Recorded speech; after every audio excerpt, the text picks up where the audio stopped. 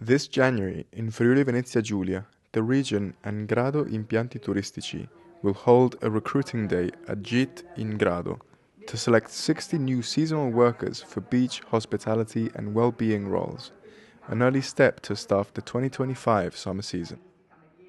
Ci aspettiamo chiaramente una nutrita partecipazione come negli anni passati. La GIT sta offrendo un ventaglio di assunzioni, di proposte lavorative estremamente interessante, anche rivolti a diverse figure professionali che vanno dai bagnini di spiaggia, alle estetiste, al lavoro amministrativo, all'ufficio acquisti, ai digital marketing, insomma tutta una serie di vaste opportunità.